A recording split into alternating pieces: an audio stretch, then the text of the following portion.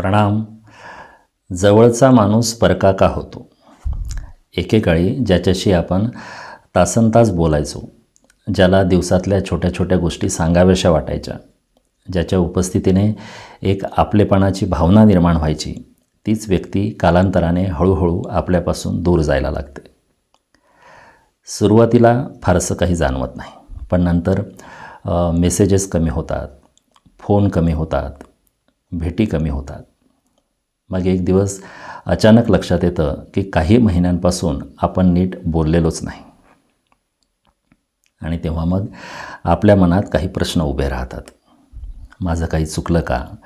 त्याला आता माझी गरज नाही का? त्याच्या आयुष्यात दुसरं कोणी महत्त्वाचं आलं का? की आपलं नातं आता खरंच संपत आलेलं आहे? अशावेळी बाहेरून सगळं सामान्य दिसत असलं तरी आतमध्ये एक वेगळीच वेदना सुरू असते. आपल्याला एखादं नातं तुटल्याची वेदना होत नसते. आपल्याला त्या नात्यातली जवळीकता कमी होण्याची वेदना होत असते. एक काळ असा होता की त्या व्यक्तीबद्दल विचार करताना मनात आपल्याला ऊब जाणवायची, आनंद व्हायचा. पण आता त्याच व्यक्तीबद्दल विचार करताना काहीच वाटत नाही. एक प्रकारची पोकळी जाणवते. आणि म्हणूनच आजचा हा प्रश्न महत्त्वाचा आहे की जवळची माणसं हळूहळू दूर का जातात? पण या प्रश्नाचं उत्तर शोधताना आपण अनेकदा वरवरच्या कारणांवर थांबतो. म्हणजे त्या व्यक्तीची व्यस्तता वाढली असेल, जबाबदाऱ्या वाढल्या असतील, त्याचं लग्न झालं असेल, त्याने नोकरी बदलली असेल किंवा शहर बदललं असेल. ही कारणं काही प्रमाणात खरी असू शकतात. पण आपण जर नीट पाहिलं तर बरेचदा नात्यातलं अंतर हे फक्त वेळेमुळे निर्माण होत नाही. कारण आपला अनुभव आहे की काही लोक वर्षानुवर्षे भेटत नाहीत तरी ते अगदी आपल्या जवळ असल्यासारखे वाटतात. आणि काही लोक रोज भेटूनही दूर असल्यासारखे वाटतात. असा आपला आतापर्यंतचा अनुभव आहे. म्हणजेच प्रश्न फक्त अंतराचा नसतो. प्रश्न असतो संबंधांमध्ये काय जिवंत राहतं आणि काय हळूहळू संपत जातं. खरं तर कोणतंही नातं फक्त आठवणींवर टिकत नाही. ते टिकत असतं परस्परांमध्ये असलेल्या इंटरेस्टमुळे, आपसात असलेल्या अंडरस्टँडिंगमुळे. ते नातं टिकत असतं एकमेकांना दिलेल्या अटेन्शनमुळे आणि एकमेकांशी असलेल्या इमोशनल कनेक्शनमुळे. या गोष्टींमुळेच ते नातं टिकत असतं, जिवंत राहत असतं. आणि याच गोष्टी कालांतराने बदलायला लागतात. आणि त्यामुळेच नात्यामध्ये दुरावा निर्माण होतो. दोन माणसं एखाद्या विशिष्ट वेळी आयुष्याच्या एकाच टप्प्यावर असतात. त्यावेळी त्यांच्यात काही गोष्टी समान असतात. म्हणजे समान संघर्ष, समान स्वप्न, समान प्रश्न. आणि म्हणूनच त्यांच्यामध्ये सहज जवळीक निर्माण होते. पण नंतर दोघांचंही आयुष्य वेगवेगळ्या दिशांना वाहू लागतं. एका व्यक्तीच्या आयुष्यात काही नवीन गोष्टी महत्त्वाच्या होतात, दुसऱ्याच्या आयुष्यात काही वेगळ्या गोष्टी महत्त्वाच्या होतात. त्यांचे अनुभव बदलतात, त्यांच्या प्रायोरिटीज बदलतात, आतले प्रश्न बदलतात आणि हळूहळू त्यांच्यातील सामायिक जग कमी व्हायला लागतं. पण ही गोष्ट नेहमीच चुकीची किंवा वाईट असते असं नाही. ती दोघांच्याही आयुष्याचा एक नैसर्गिक भाग असते. पण आपण ती स्वीकारायला तयार नसतो. कारण आपल्याला वाटत असतं की एकदा निर्माण झालेली जवळीक कायम तशीच राहायला हवी.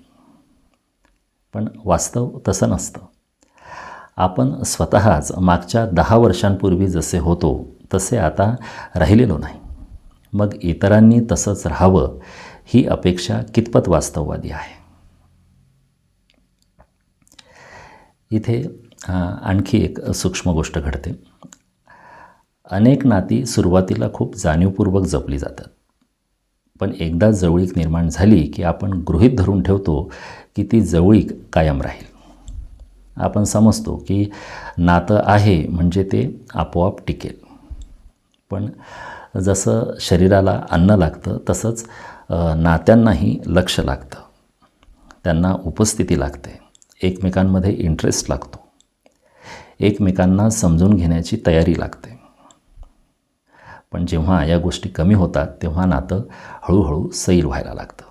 नातं हे कधीही अचानक तुटत नाही आणि बहुतेक वेळा दोघांनाही त्याची जाणीव खूप उशिरा होते. आणि या सगळ्यामागे अजून एक गोष्ट आहे. कदाचित या संपूर्ण विषयाचं हृदय म्हणता येईल अशी एक थोडी डीपर गोष्ट आहे. ती म्हणजे आपण अनेकदा माणसांशी जोडलेलो नसतो, तर आपण त्यांच्यासोबत अनुभवलेल्या एका विशिष्ट रूपाशी जोडलेलो असतो. म्हणजे त्या व्यक्तीच्या एका प्रतिमेशी, एका काळाशी, नात्याच्या एका जुन्या रूपाशी आपण जोडलेलो असतो. आणि जेव्हा ती व्यक्ती बदलते किंवा ते नातं बदलतं तेव्हा आपल्याला वाटतं की ती व्यक्ती दूर गेली, पण प्रत्यक्षात ती व्यक्ती दूर गेलेली नसते, ती फक्त बदललेली असते आणि आपण अजूनही तिच्या जुन्या रूपाला धरून बसलेलो असतो. म्हणजे त्या व्यक्तीमध्ये आता नैसर्गिकपणे बदल झालेला आहे, पण आपण मात्र भूतकाळात अनुभवलेल्या त्याच्या जुन्या प्रतिमेला धरून बसलेलो असतो. एकदा ही गोष्ट जर आपल्याला समजली, आपल्या लक्षात आली, तर आपल्या बऱ्याच तक्रारी आपोआप विरघळायला लागतात. कारण मग आपल्याला दिसायला लागतं की जीवनातील प्रत्येक नातं एका प्रवाहासारखं आहे. ते सतत बदलत असतं, त्याच स्वरूपात ते कायम राहत नाही. आता याचा अर्थ असा नाही की आपण नाती सोडून द्यावीत किंवा ती नाती टिकवण्यासाठी काही प्रयत्नच करू नयेत, असं नाही.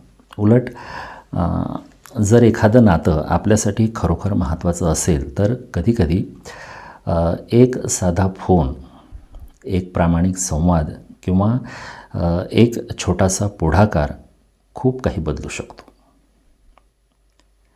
काही नात्यांना फक्त एवढंच हवं असतं की कुणीतरी पुन्हा एकदा मनापासून आपलं दार ठोठवावं. पण त्याचवेळी एक गोष्ट स्वीकारावी लागते, ती म्हणजे आपल्या हातात फक्त प्रयत्न असतात, परिणाम नाही. म्हणजे आपण जवळीक देऊ शकतो, पण ती जवळीक स्वीकारली जाईलच याची काही हमी नसते. ही गोष्ट स्वीकारणं सोपं नाही, थोडं कठीण आहे, पण त्यातच एक प्रकारचं स्वातंत्र्य दडलेलं आहे. ते असं की ही गोष्ट जर आपण स्वीकारली की आपल्या हातात फक्त प्रयत्न असतात, परिणाम नाही, तर मग आपण नात्यांना पकडून ठेवण्याचा प्रयत्न कमी आणि त्यांना समजून घेण्याचा प्रयत्न जास्त करतो. काही माणसं आयुष्यभर सोबत राहतात, काही माणसं एखाद्या विशिष्ट टप्प्यासाठी आपल्या आयुष्यात येतात, काही माणसं दूर गेली तरी त्यांच्याबद्दलची कृतज्ञता कायम राहते. तसंच काही माणसं दूर जातात, पण जाताना आपल्याला काही महत्त्वाच्या गोष्टी शिकवून जातात. म्हणून कोण दूर गेलं हा प्रश्न नाही, प्रश्न आहे त्या दूर जाण्याकडे आपण कसं पाहतो. त्या दूर जाण्याकडे आपण वेदना, तक्रार आणि धरून ठेवण्याच्या नजरेतून पाहतो की समज, स्वीकार आणि कृतज्ञतेच्या नजरेतून पाहतो. कारण प्रत्येक नातं कायम राहीलच असं नाही, पण प्रत्येक नातं आपल्याला काहीतरी देऊन जाऊ शकतं. आणि कधीकधी एखाद्या व्यक्तीला धरून ठेवण्यापेक्षा त्या व्यक्तीमुळे आपल्या आयुष्यात काय बदललं हे समजून घेणं अधिक महत्त्वाचं असतं. आणि तेव्हाच आपल्याला जाणवायला लागतं की काही माणसं आयुष्यातून दूर जातात, पण त्यांच्यामुळे झालेली आपली इनर ग्रोथ मात्र कायम आपल्यासोबत राहते.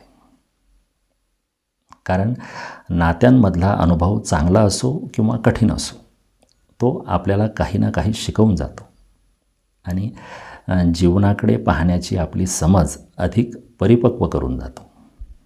आणि कदाचित नात्यांची सर्वात सुंदर भेट हीच असते. प्रणाम. धन्यवाद.